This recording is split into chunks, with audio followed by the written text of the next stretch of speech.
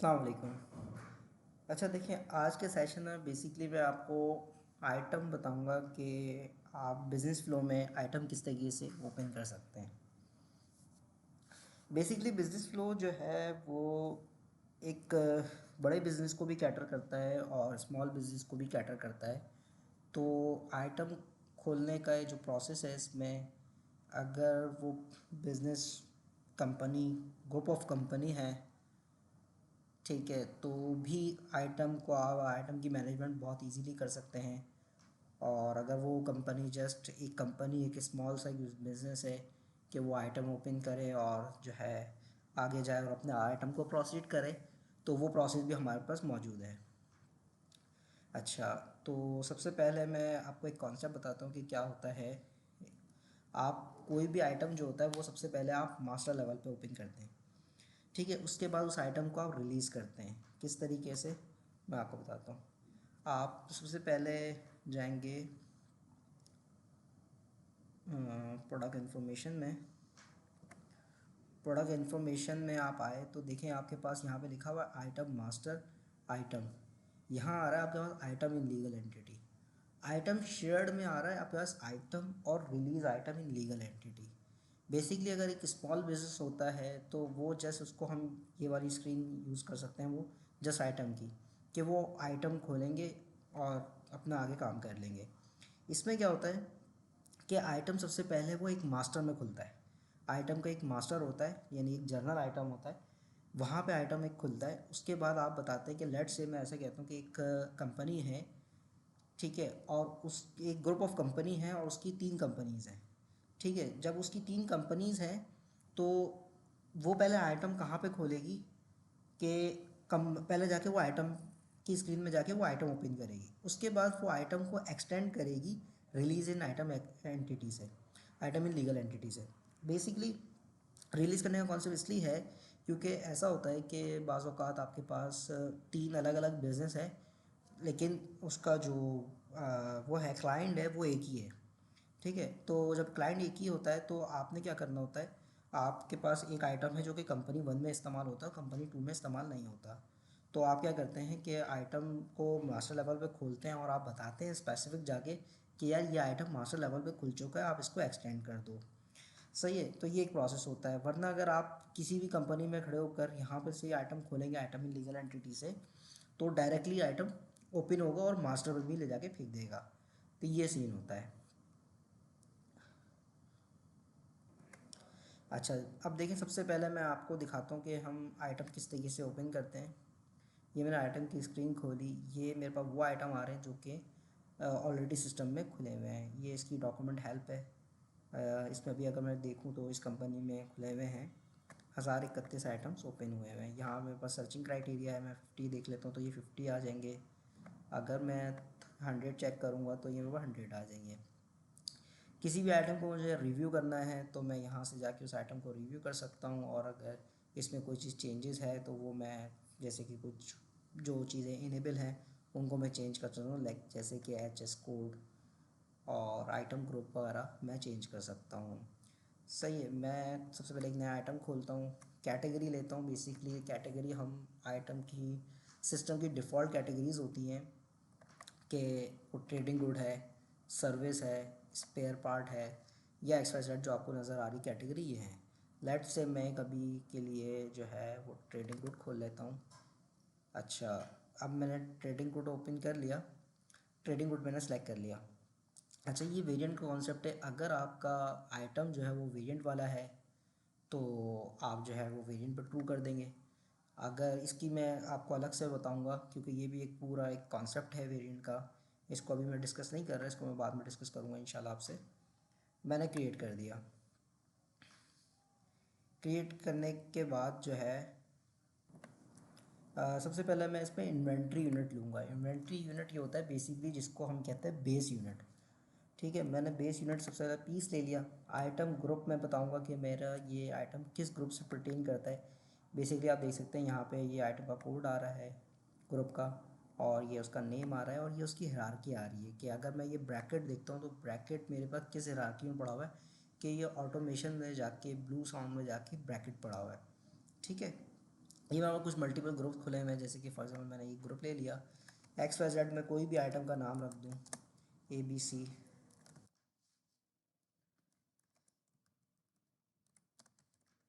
Testing item, और इसका कोई सर्च नेम है, सर्च नेम हो सकता है मैं 01 रख दूँ। ठीक है, इसकी कोई डिस्क्रिप्शन हो सकती है, मैं कोई भी जो है डिस्क्रिप्शन कॉल कर दूँ कि जैसे कि मैंने कुछ इसकी डिस्क्रिप्शन रख दी। ठीक है, अच्छा, उसके बाद इसमें बहुत सारी चीज़ें और आ रही हैं, जैसे कि मैन्युफैक्चरर है, कि आप आइटम के उस पर बाइंड कर सकते हैं कि इसका मैन्युफैक्चर कौन है, मैन्युफैक्चर कंट्री डिफ़ाइन कर सकते हैं, मॉडल डिफ़ाइन कर सकते हैं, पार्ट नंबर डिफ़ाइन कर सकते हैं। सही है, वारंटी की चीज़ें हैं, HS कोड वगैरह आप यहाँ पर डिफ़ाइन कर सकते हैं। ये उसकी मेजरमेंट वाली चीज़ें हैं, क्योंकि ये आपको DC के टाइम पे मददगार साबित होंगी आपके लिए, तो ये सब चीज़ें आप यहाँ पे इसकी मेंटेन कर सकते हैं। ठीक है, उसके बाद जो है यहाँ पे एट्रीब्यूट्स हैं, सही है, और आप एट्रीब्यूट्स को यूज़ कर सकते हैं।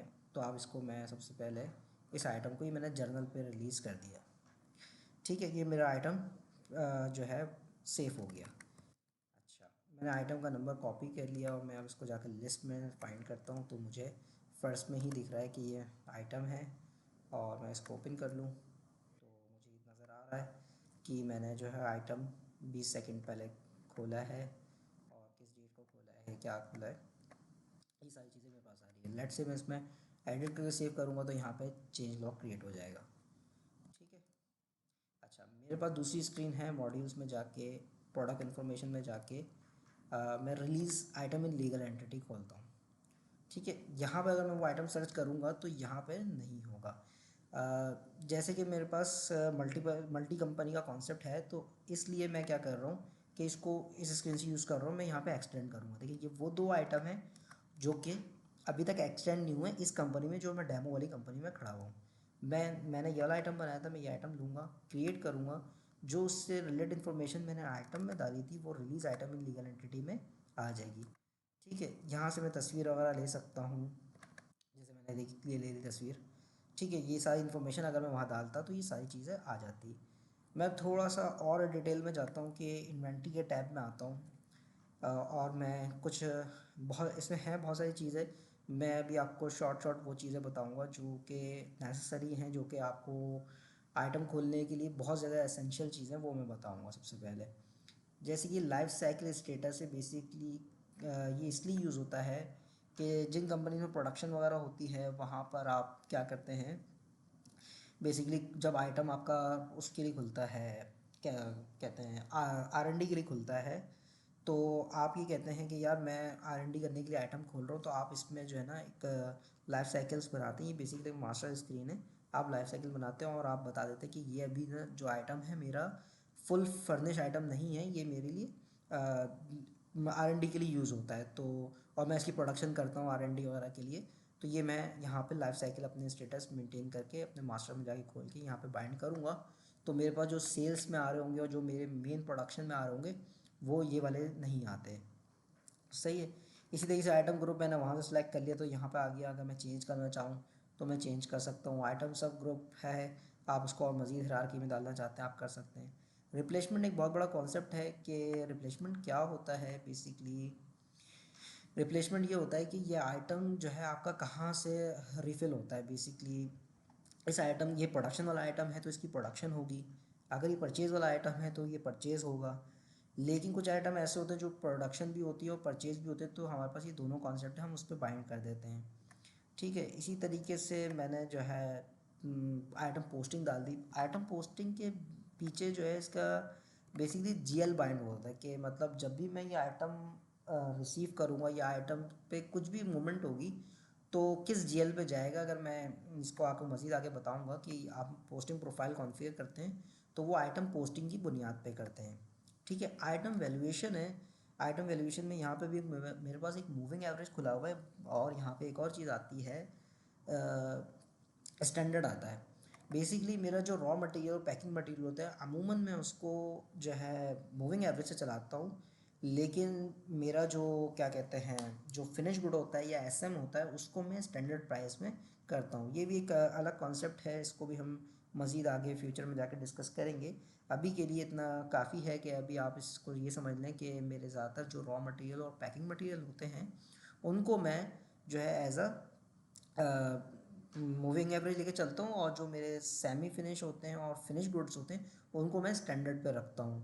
तो ये सीन है। इसी तरीके से लेगेसी आइटम नंबर है, लेट सपोज हम कभी कोई सिस्टम लगाते हैं कहीं पे जाके, तो यहाँ पे हम पुराने आइटम का कोड जो उसके पुराना सिस्टम का कोड होता है वो रख देते हैं।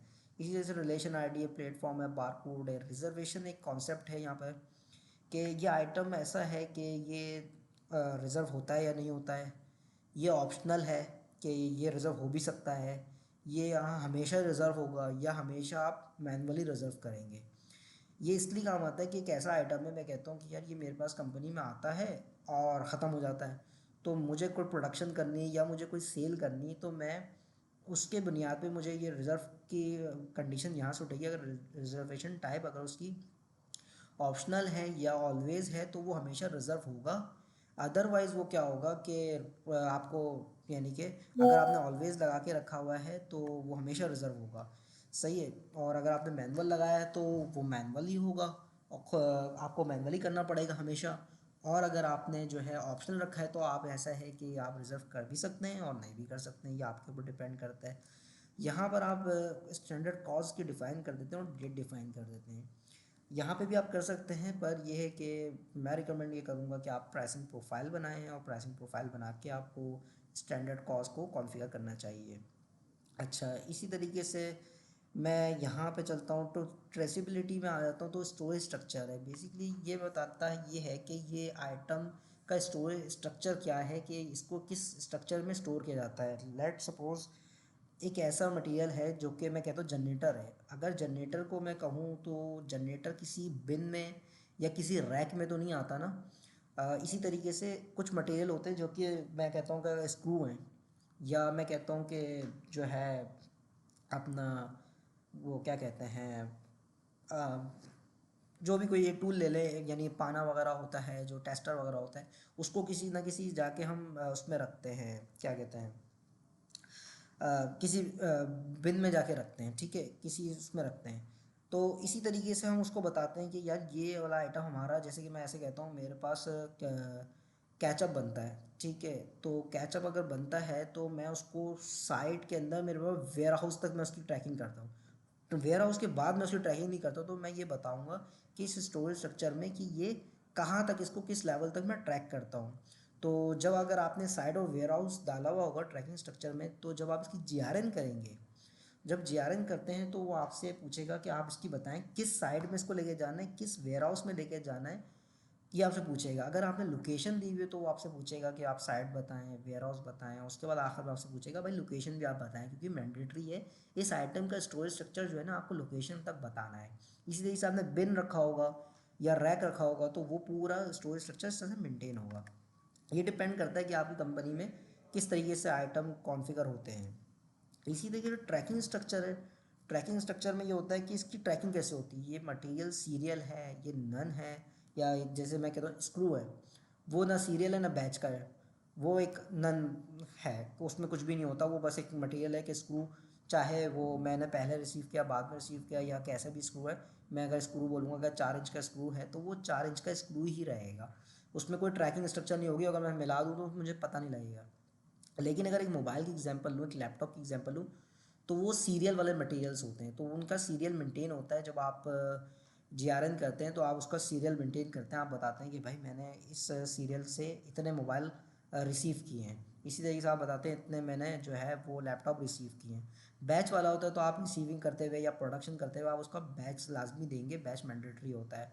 इसके अंदर भी एक ट्रैकिंग स्ट्रक्चर होता है, ट्रैकिंग स्ट्रक्चर के अंदर भी पूरी कंडीशंस होती हैं कि आपको बैच जो है वो फर्स्ट इन फर्स्ट आउट निकालना है, या आपको कुछ भी नहीं करना है, मतलब नॉर्मल आपको चलना है, या आपने जो है वो क्या कहते हैं फर्स्ट एक्सपायरी फर्स्ट आउट करना है, या आपने मैनुअल सिलेक्शन रखनी है। ये डिपेंड्स करता है आपके ऊपर, आपकी सेटिंग के ऊपर, ये इस तरीके से होता है। मैं अभी नन रख रहा हूँ इसको। अच्छा, इसे बैच ग्रुप है, सीरियल ग्रुप है, ये भी आप डिफाइन कर सकते हैं। पैकेजिंग ग्रुप है, आप बता सकते हैं ये आइटम किस पैकेज से ताल्लुक़ रखता है। फिर यहाँ मजीद और फील्ड है, सीज़न हो गई, डेट फ्रॉम हो गई, कि आप सीज़न यहाँ मेंटेन कर सकते हैं, ये आइटम इस सीज़न का है, ये ट्रैकिंग के लिए।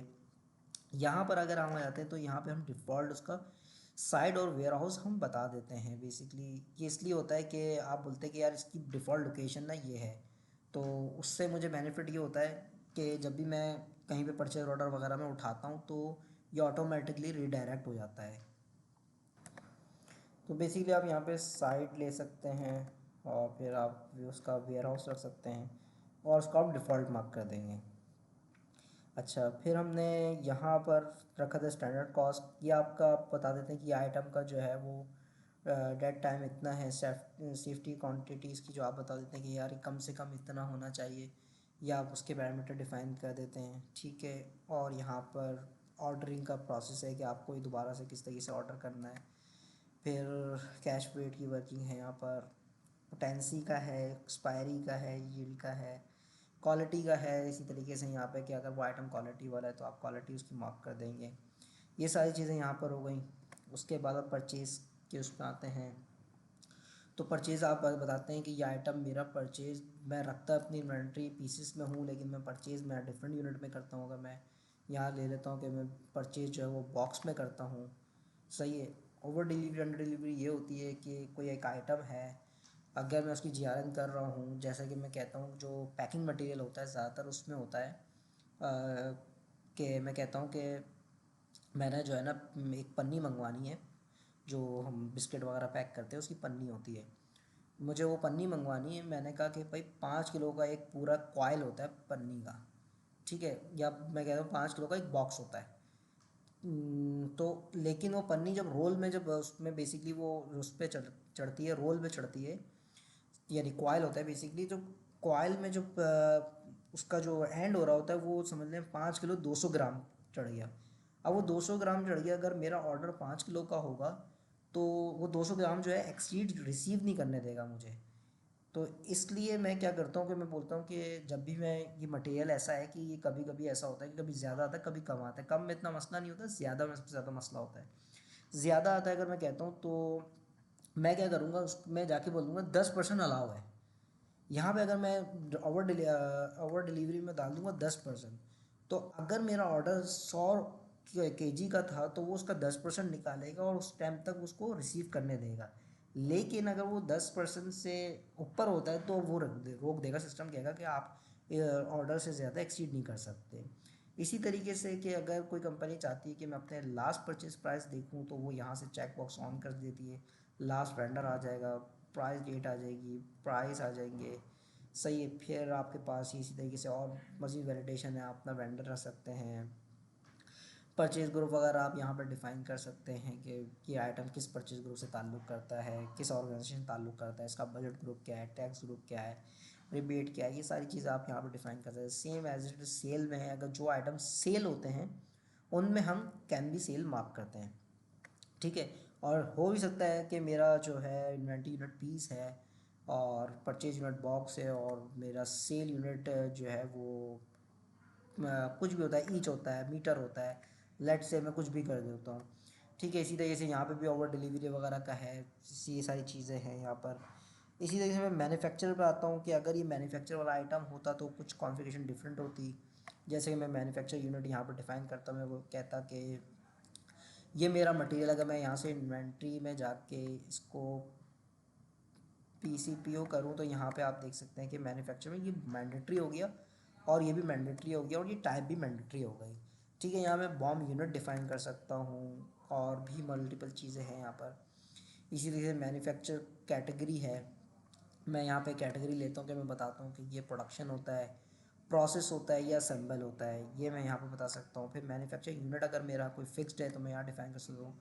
पूल यहाँ पे डिफ़ाइन कर सकता हूँ, यहाँ पे टाइप डिफ़ाइन कर सकता हूँ कि ये मटेरियल मेरे पास बेसिकली एज अ को प्रोडक्ट है, बाय प्रोडक्ट है, नन है, बॉम है, फॉर्मूला है, क्या है, मैं इसको यहाँ पर डिफ़ाइन कर सकता हूँ, ठीक है। यहाँ तक आपको क्लियर हो गया होगा।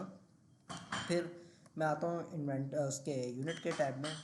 यूनिट में आप देख रहे होंगे कि मैंने जो है बहुत सारे यूनिट्स यहाँ पे सिलेक्ट किए थे, ठीक है। तो जैसे कि फॉर एग्जांपल मैं यहाँ पर आता हूँ, परचेज़ में आता हूँ, परचेज़ में आने के बाद मैं कॉइल ले लेता हूँ। जब इसी में कॉइल लेता हूँ तो देखिए यहाँ पे इसने कॉइल गिरा दिया। अब होता क्या है, ये ग्रिड है बेसिकली, इसमें मैं बता देता हूँ कि मेरा इन्वेंट्री यूनिट है और मेरा बॉक्स है। मैं कहता हूँ एक एक पीस में मैं यहाँ पे उसका फैक्टर डिफाइन कर देता हूँ। मैं बोलता हूँ कि ये एक पीस है और एक बॉक्स है। ठीक है, मैं कह देता हूँ कि एक बॉक्स में जो है ना इतने पीस होते हैं, या एक पीस में इतने बॉक्स होते हैं। मैं यहाँ पे इसका फैक्टर डिफाइन कर सकता हूँ। यहाँ पे मैं इसकी राउंडिंग डिफाइन कर सकता हूँ। इसी तरह से यहाँ पे मैं बता सकता हूँ कि ये यूनिट मेरे परचेज में आएंगे और ये यूनिट मेरे सेल में आएंगे। जिन यूनिट में मैं परचेज में टिक लगाऊंगा वो मेरे सिर्फ परचेज में आएंगे, और जिन यूनिट में मैं सेल में टिक लगाऊंगा वो मेरे जस्ट सेल में आएंगे। सही है। फिर मैं कोई सारी कॉन्फ़िगरेशन मुकम्मल होने के बाद मैं यूनिट्स कम कर देता हूँ क्योंकि बहुत ज़्यादा हो गए हैं unit.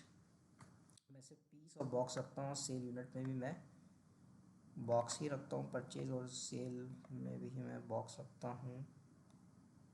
Box where box and मेरा पीस ये है, मेरा पीस और बॉक्स। ठीक है, मैं यहाँ पे इसका फैक्टर डिफाइन कर सकता हूँ कि लेट सपोज एक पीस होता है और बॉक्स जो है वो अ, समझ लें कि एक बॉक्स में कहता हूँ चार पीस होते हैं। अगर एक बॉक्स में चार पीस होते हैं तो मैं इसमें क्या करता हूँ कि यहाँ पे उससे पीस को यानी कि अगर मैं ऐसा कहता हूँ, ऐसा समझें, ये मेरी आपको नज़र आ रही होगी, एक्सेल में फाइल खोलिए। मैं कहता हूँ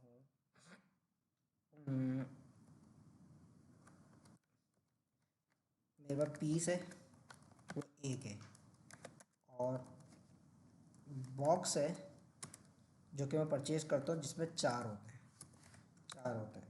तो अगर मैं इसको चार को डिवाइड करूँगा, इस सॉरी एक को इक्वल्स टू एक को डिवाइड करूँगा चार से, तो मेरे पास ये आ जाएगा कि एक पीस में इतना बॉक्स होता है। मैं यहाँ पे ही डाल दूँगा। जैसे ही मैं एक बॉक्स लूँगा तो वो ऑटोमेटिकली क्या करेगा, तो 0.5 को मल्टीप्लाई करेगा। अगर मैं एक बॉक्स लूँगा तो वो 0.5 को एक बॉक्स लूँगा तो is equal to 5 multiply by 1।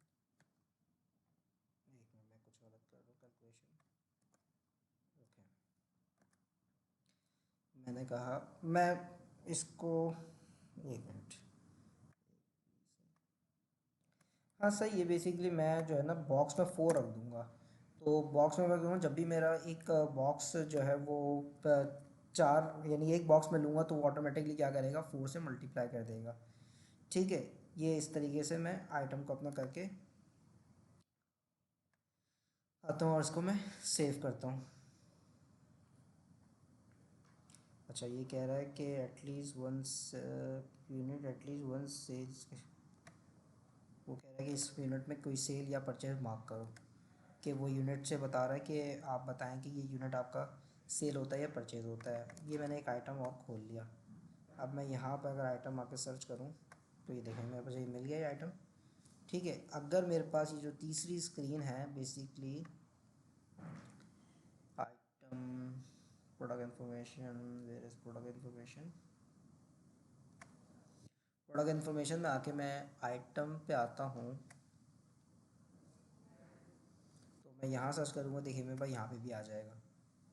ठीक है, तो ये था कि आइटम को किस तरीके से आपने ओपन करना है और किस तरीके से एक्सटेंड करना है। अगर मैं आपसे एक और बात ये कहूँ कि मैं ये एक आइटम था ज़ीरो, ये टेस्टिंग था, मैं इसको यहाँ पे दोबारा एक और खोलता हूँ। ये मैं आइटम इन लीगल एंटिटी के अंदर खड़ा हुआ हूँ। कौन सी स्क्रीन में हूँ, आइटम इन लीगल एंटिटी में। अगर मैं इसको क्लोज़ करूँ, इसको क्लोज़ करूँ, इसको क्लोज़ करूँ, पहले मैंने क्या किया था मैं आपको थोड़ा सा दोबारा से बताता हूँ। प्रोडक्ट इन्फॉर्मेशन, पहले मैंने आइटम पे खोला था, उसके बाद रिलीज एंड आइटम पे गया था। अब मैं कह रहा हूँ कि मैं directly item in legal entity से खोलता हूँ। तो आइटम इन लीगल एंटिटी से खोलने के बाद मैं न्यू किया। न्यू करने के बाद मैंने ट्रेडिंग गुड लिया। उसके बाद मैं एक यूनिट ले लेता हूँ, पीस ले लिया मैंने, ये मैंने डाला और -01 किया। ये मैंने सर्चिंग डाल दी और मैंने ग्रुप कोई भी XYZ ले लिया, रिप्लेसमेंट ले ली, परचेज़ और item posting, trading goods, item valuation, moving average और storage structure, site warehouse, tracking structure none.